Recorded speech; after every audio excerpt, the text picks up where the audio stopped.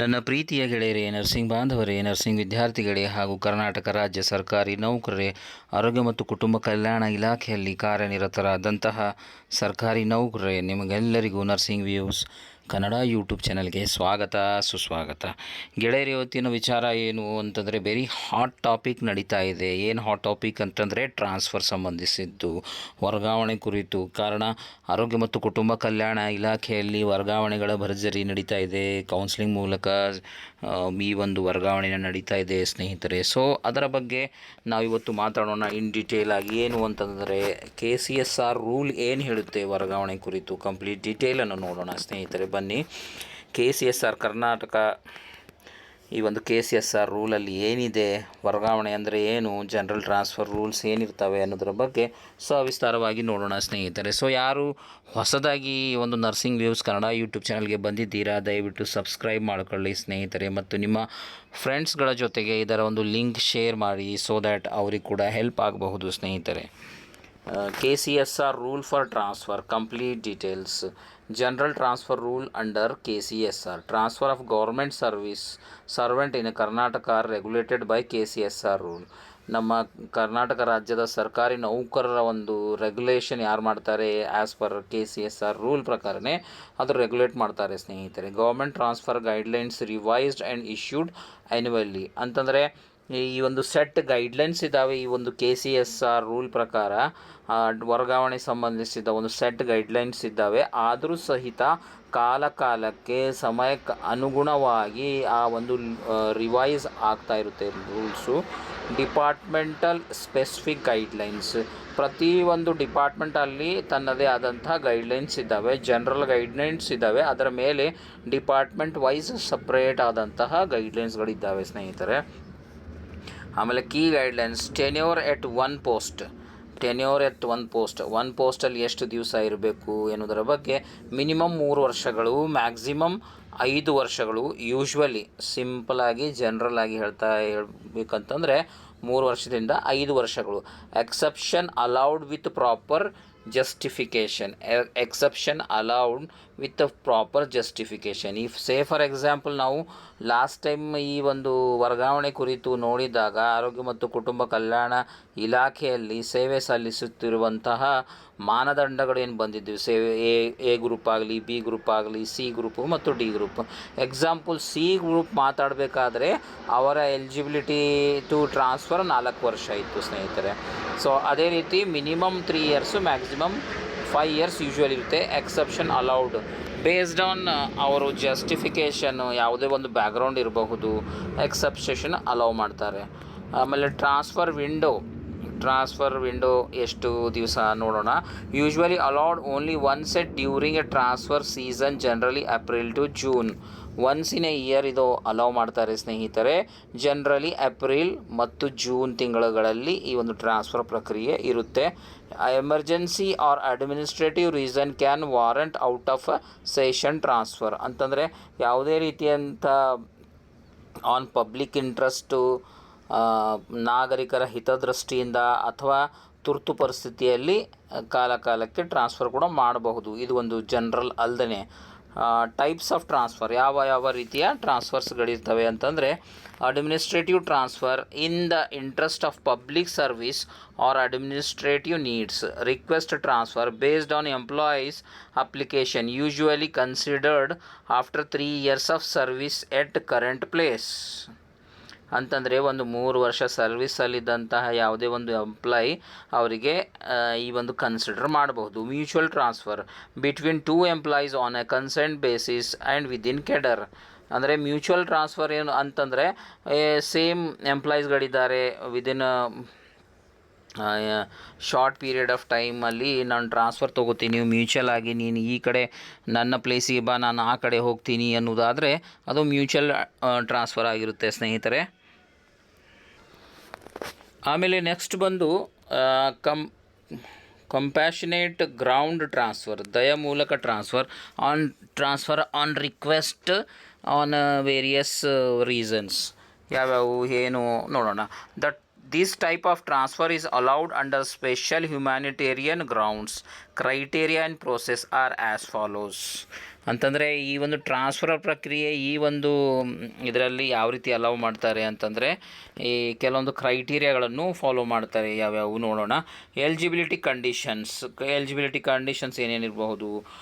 ಸರ್ಕಾರಿ ನೌಕರ government servants can apply for compassion transfer under the following situation ಅಂತಂದರೆ ಅನುಕಂಪದ ಆಧಾರಿತ ಟ್ರಾನ್ಸ್ಫರ್ಗಳು ಅಪ್ಲೈ ಮಾಡಬಹುದು. ಯಾವುದು ಅಂತಂದರೆ ಒಂದನೇದಾಗಿ ಸೀರಿಯಸ್ ಇಲ್ನೆಸ್ ಆರ್ ಡಿಸಬಿಲಿಟಿ, ಏನೋ ಈ ಆರೋಗ್ಯವಂತ ಒಂದು ಅನಾರೋಗ್ಯದಿಂದ ಬಳಲ್ತಾ ಇದ್ದಾರೆ ಆ ಒಂದು, ಅಥವಾ ಏನೋ ಒಂದು ಡಿಸೇಬಿಲಿಟಿ ಇದೆ, ಆ ಒಂದು ಟೈಮಲ್ಲಿ ಕೂಡ ಟ್ರಾನ್ಸ್ಫರ್ ಮಾಡಬಹುದು.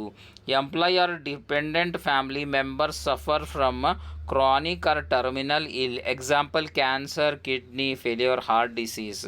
ಈ ಟೈಮಲ್ಲಿ ಕೂಡ ನಾವು ಒಂದು ಈ ಒಂದು ರಿಕ್ವೆಸ್ಟ್ ಟ್ರಾನ್ಸ್ಫರ್ ಮಾಡಿಸ್ಕೊಳ್ಳಬಹುದು. Medical certificate from district surgeon or higher medical authority in mandatory ಅಂತಂದರೆ ಈ ಒಂದು ಬ್ಯಾಕ್ಗ್ರೌಂಡಲ್ಲಿ ಇರೋರು ಕಿಡ್ನಿ ಫೇಲ್ಯೂರ್ ಆಗಿದೆ, ಹಾರ್ಟ್ ಡಿಸೀಸಿಂದ ಬಳಲ್ತಾ ಇದ್ದಾರೆ, ಕ್ಯಾನ್ಸರ್ ಇದೆ, ಮತ್ತೊಂದಿದೆ ಅಂತಂದರೆ ಆ ಪಾಯಿಂಟ್ ಆಫ್ ಟೈಮಲ್ಲಿ ಮೆಡಿಕಲ್ ಬ್ಯಾಕ್ಗ್ರೌಂಡು ಅನುಕಂಪ ಆಧಾರಿತ ಟ್ರಾನ್ಸ್ಫರನ್ನು ಮಾಡಿಸ್ಕೊಳ್ಳಬಹುದು. ಆದರೆ ಸರ್ಟಿಫಿಕೇಷನ್ ಮಾಡಬೇಕು. ಕಾಂಪಿಟೇಟಿವ್ ಅಥಾರಿಟಿ ಅಥವಾ ಡಿಸ್ಟ್ರಿಕ್ಟ್ ಸರ್ಜನ್ ವತಿಯಿಂದ ಸೈನ್ ಮಾಡಿರಬೇಕು, ಅಪ್ರೂವ್ ಆಗಿರಬೇಕು ಸ್ನೇಹಿತರೆ. ಎರಡನೇದಾಗಿ disability of spouse and children ಅಂತಂದರೆ ಡಿಪೆಂಡೆಂಟ್ ಆಗಿ ಯಾರಿದ್ದಾರೆ, ತನ್ನ ಹೆಂಡತಿ ಅಥವಾ ಗಂಡ, ಸ್ಪೌಸು ಅಥವಾ ಅವರ ಮಕ್ಕಳ ಡಿಸೇಬಿಲಿಟಿ ಇದೆ, ಆದ ಕಾರಣ ಅವರು ಬೇರೆ ಒಂದು ಊರಲ್ಲಿ ಸಿಟಿ ಪ್ಲೇಸಲ್ಲಿ ಕೆಲಸ ಮಾಡ್ತಾ ಇದ್ದಾರೆ, ಬಟ್ ಫ್ಯಾಮ್ಲಿ ಒಂದು ಕಡೆ ಇದೆ ಅಂತಂದರೆ ಆ ಒಂದು ಡಿಸೇಬಿಲಿಟಿ ಬ್ಯಾಕ್ಗ್ರೌಂಡ್ ಮೇಲೆ ಕೂಡ ನಾವು ಟ್ರಾನ್ಸ್ಫರ್ ತೊಗೋಬಹುದು ಸ್ನೇಹಿತರೆ.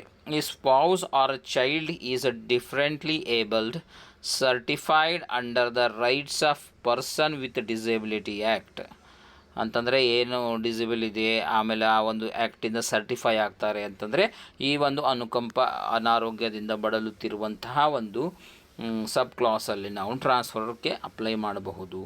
ವಿಡೋ ಅಥವಾ ವಿಡೋವರ್, ವಿಧವೆ ಅಥವಾ ವಿಧುರ ಅಂತಂದರೆ ಗಂಡ ಇಲ್ಲ ಅಥವಾ ಹೆಂಡತಿ ಇಲ್ಲ ಆ ಒಂದು ಟೈಮಲ್ಲಿ ಕೂಡ, ಅಂದರೆ after the death of spouse transfer may consider to their native or preferred location for family support ಅಂತಂದರೆ ಸಡನ್ ಡೆತ್ ಆಗಿದೆ, ಹೆಂಡತಿ ಅಥವಾ ಗಂಡನ ಸಡನ್ ಡೆತ್ ಆಗಿದೆ, ಆ ಪಾಯಿಂಟ್ ಆಫ್ ಟೈಮಲ್ಲಿ ನಾನು ನನ್ನ ನೇಟಿವ್ಗೆ ಹೋಗ್ತೀನಿ ಅಥವಾ ನನ್ನ ಫ್ಯಾಮ್ಲಿ ಕಡೆ ಹೋಗ್ತೀನಿ ಅಂತಂದರೆ ಕೂಡ ಟ್ರಾನ್ಸ್ಫರ್ಗೆ ಕನ್ಸಿಡರ್ ಆಗುತ್ತೆ ಸ್ನೇಹಿತರೆ.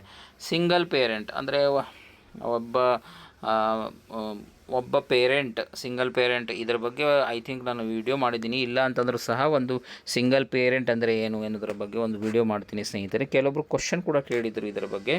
For care and support of minor children, single parent ಇದ್ದಾರೆ, ತಾಯಿ ಇದ್ದಾರೆ ತಂದೆ ಇಲ್ಲ, ಅಥವಾ ತಂದೆ ಇದ್ದಾರೆ ತಾಯಿ ಇಲ್ಲ ಅಂತಂದರೆ ಸಿಂಗಲ್ ಪೇರೆಂಟ್ ಕನ್ಸಿಡರ್ ಆಗುತ್ತೆ.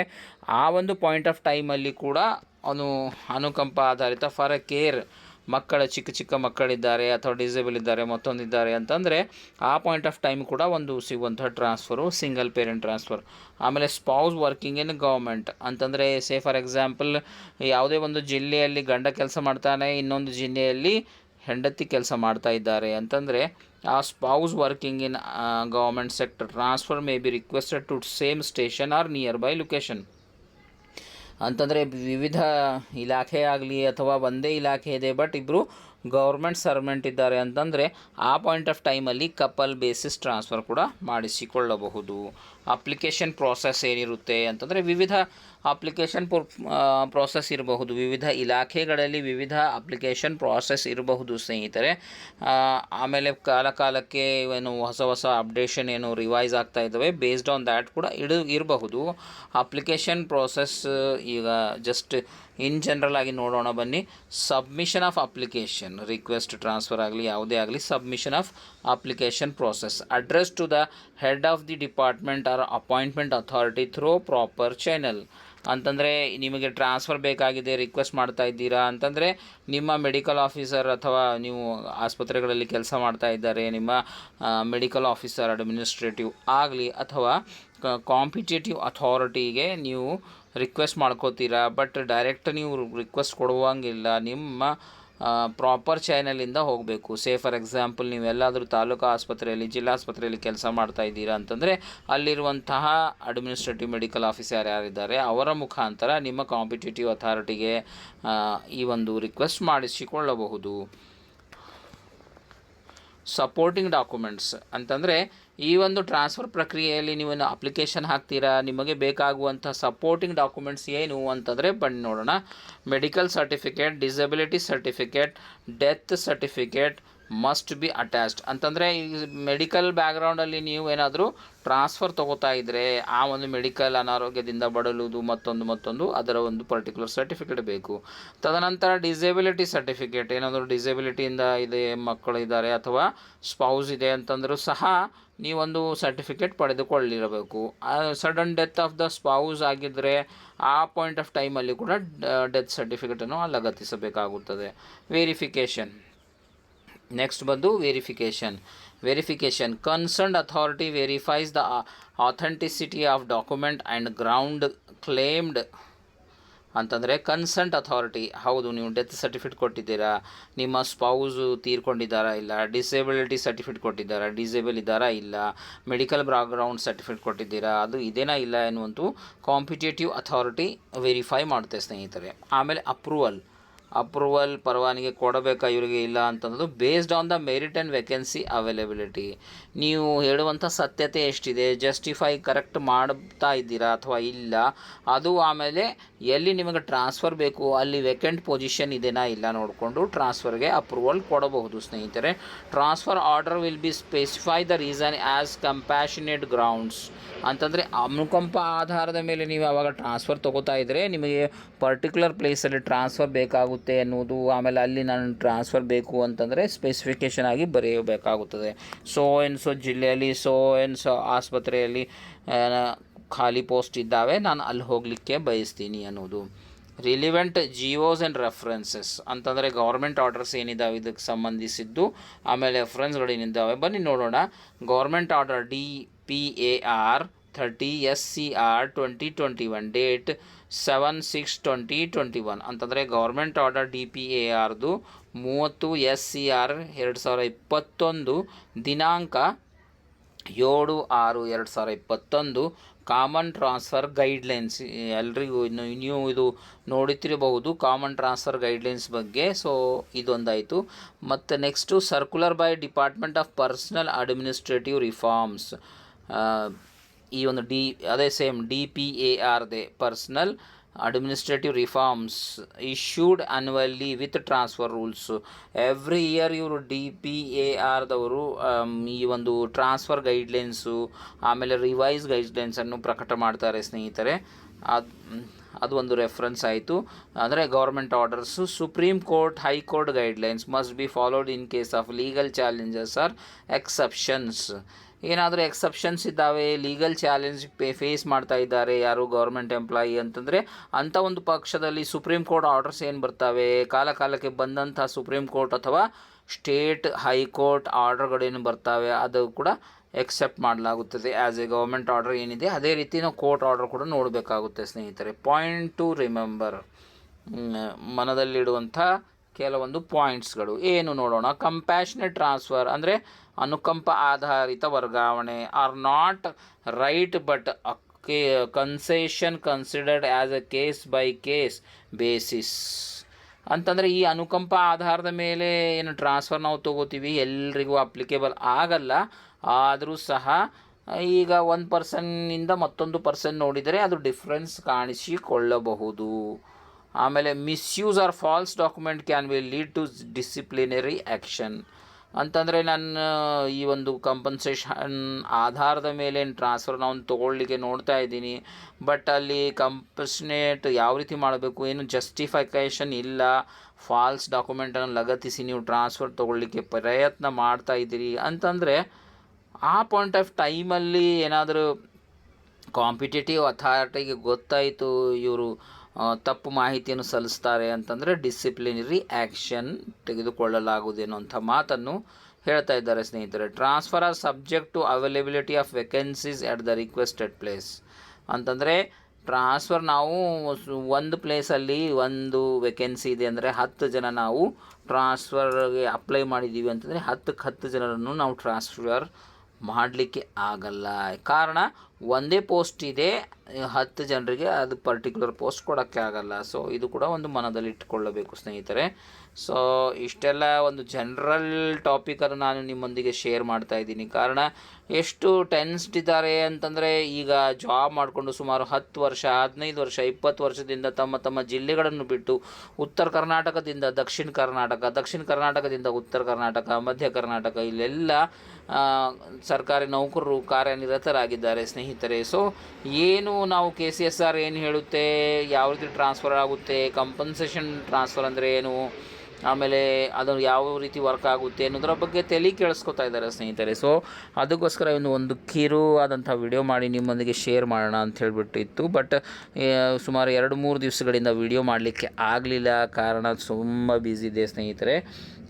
ಸೊ ಇದು ಒಂದು ವಿಡಿಯೋ ಹೆಲ್ಪ್ ಆಗುತ್ತೆ ಎನ್ನುವುದರ ಮುಖಾಂತರ ಇಲ್ಲಿಗೆ ನಾನು ಮುಕ್ತಾಯಗೊಳಿಸ್ತೀನಿ ಸ್ನೇಹಿತರೆ. ಯಾರಿಗಾದರೂ ಈ ನನ್ನ ಕಾರ್ಯಶ್ಲಾಘನೀಯ ಅನಿಸಿದರೆ ಅಥವಾ ಅರ್ಥ ಆಯಿತು, ನನ್ನ ಲ್ಯಾಂಗ್ವೇಜ್ ಸಿಂಪಲ್ ಲ್ಯಾಂಗ್ವೇಜಲ್ಲಿ ಮಾತಾಡಲಿಕ್ಕೆ ಪ್ರಯತ್ನ ನಾನು ಮಾಡ್ತಾ ಇದ್ದೀನಿ ಸ್ನೇಹಿತರೆ. ಸೊ ಏನಾದರೂ ನಿಮಗೆ ಅರ್ಥವಾಗುವಂಥ ಲ್ಯಾಂಗ್ವೇಜ್ ಇದ್ದರೆ ಎಸ್ ಅಂತ ಹೇಳಿಬಿಟ್ಟು ಕಾಮೆಂಟಲ್ಲಿ ಟೈಪ್ ಮಾಡಿ. ಮತ್ತು ನಿಮಗೆ ಬೇಕಾದಂಥ ಬೇರೆ ಯಾವುದಾದ್ರೂ ಒಂದು ಟಾಪಿಕ್ ಮೇಲೆ ಚರ್ಚೆ ಮಾಡಬೇಕು, ಜಾಬ್ ಕ್ಯಾಟಗರಿ ಏನಾದರೂ ಇದ್ದರೆ ದಯವಿಟ್ಟು ಅದರ ಒಂದು ವಿವರಗಳನ್ನು ಕಾಮೆಂಟ್ ಮುಖಾಂತರ ತಿಳಿಸಿ. ಸೊ ಅದರ ಬಗ್ಗೆ ರಿಸರ್ಚ್ ಮಾಡಿಕೊಂಡು ನಿಮ್ಮೊಂದಿಗೆ ಈ ಒಂದು ವ್ಯಾಲಿಡ್ ಇನ್ಫಾರ್ಮೇಷನ್ ಶೇರ್ ಮಾಡಲಿಕ್ಕೆ ಪ್ರಯತ್ನ ಮಾಡ್ತೀನಿ ಸ್ನೇಹಿತರೆ. Thank you for watching nursing views Kannada YouTube channel. Do like and share, subscribe.